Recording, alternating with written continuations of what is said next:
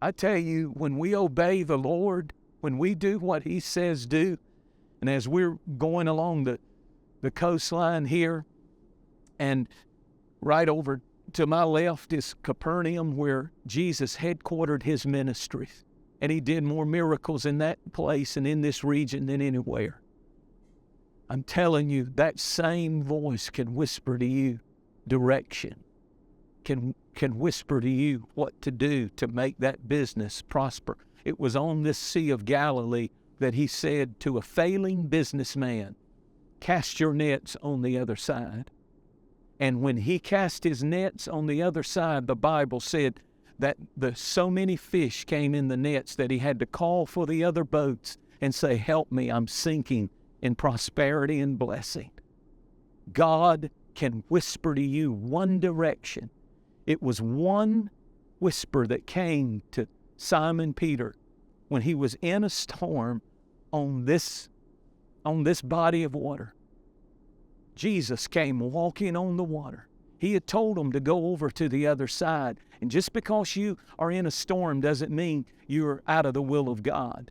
As a matter of fact, I would be worried if the enemy never fights you. If Satan never bothers you, it's because you're going in the same direction with him and all of his devils. But if you really are doing the will of God, you will have opposition. You will go through storms. I really believe it was Satan that brought the storm, because when they got to the other side, which is right over, I'm looking at it in this direction, it's the land of the Gadarenes. And when he got to the other side, he set a man free from demons. You could be right on the verge of the greatest breakthrough in one of your family members who've been tormented by demon spirits of addiction and suicide and eating disorders. And the storm is just trying to talk you out of your miracle. Don't quit. And the Bible said he heard a whisper in his storm.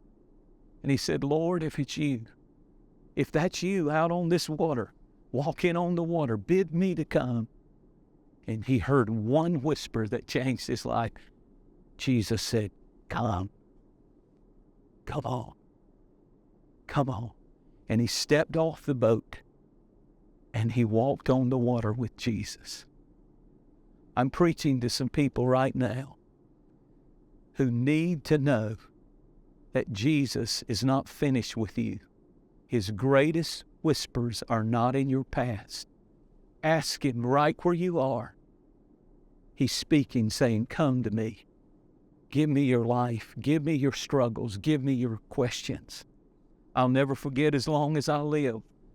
A few years ago when I came to Israel, I'd been many times, but the Lord spoke to me one whisper about this nation. He said, "Favor what I favor. Bless what I bless. And I will bless you. I will bless your families. I will bless the ministry. I will bless the TV ministry. I will bless you and make you a blessing." He said, "But bless this nation. Bless it mightily. I trust you to bless this nation." And I wept. I wept as I walked the streets in Jerusalem. I heard him while I was walking on a busy street. He said, "If you'll bless what I bless." It was just a whisper, not an audible voice, just a whisper. And we started doing that. And we have seen God open the windows of heaven and pour out His blessings. Our ministry is debt-free. We owe no man nothing for the glory of God.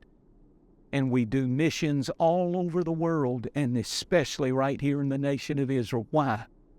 Because one whisper from God. There's provision in it.